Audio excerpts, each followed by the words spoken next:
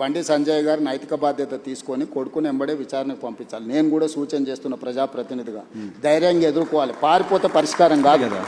నేను బండి సంజయ్కి సూచన చేస్తున్నా. బండి సంజయ్ కూడా కష్టపడి కింది నుంచి కార్యకర్త నుంచి అక్కడికి వచ్చిండు. కొడుకు తప్పిదం వల్ల ఆయనకు తలవంపులు వచ్చినాయి. కానీ నిలబడి తప్పైనా ఒప్పైనా నిలబడి జవాబు చెప్పాల్సిన బాధ్యత ప్రజాప్రతినిధిగా బండి సంజయ్ మీద ఉంది. దాని నుంచి ఆ బాధ్యత నుంచి బండి సంజయ్ తప్పించుకోలేడు. నేను ఈ వేదిక మీద నుంచి బండి సంజయ్ గారికి సూచన చేస్తున్నా, తక్షణమే నీ కొడుకుని తీసుకొచ్చి పోలీస్ స్టేషన్లో నువ్వే అప్పచెప్పు. దానివల్ల నీ గౌరవం పెరుగుతుంది సమాజంలో. విచారణను ఎదుర్కోమనండి. తప్పో ఒప్పో విచారణ అధికారులు తెలుసా, నిజాయితీ కలిగిన అధికారులను వేసిన విచారణ ఎదుర్కొని నిలబడు. అంతే తప్ప పారిపోతే ఆదర్శంగా ఉండాలి. ఇప్పుడు మేము ఇవన్నీ ఏజ్ ఇవన్నీ అసర్టైన్ చేసుకున్న తర్వాత కంప్లీట్గా అగ్రెసివ్గా పోలీస్ బిహేవ్ చేస్తారు.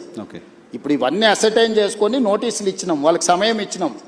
ఆ నోటీస్ సమయం లోపల వాళ్ళు స్పందిస్తారని ఆశయం. స్పందించకపోతే పోలీస్ రకంగా వ్యవహరిస్తుంది. దీంట్లో 2 రోజులు వాయిదా వేసుకోవడం వల్ల వాళ్ళకు వచ్చే లాభం ఏం లేదు.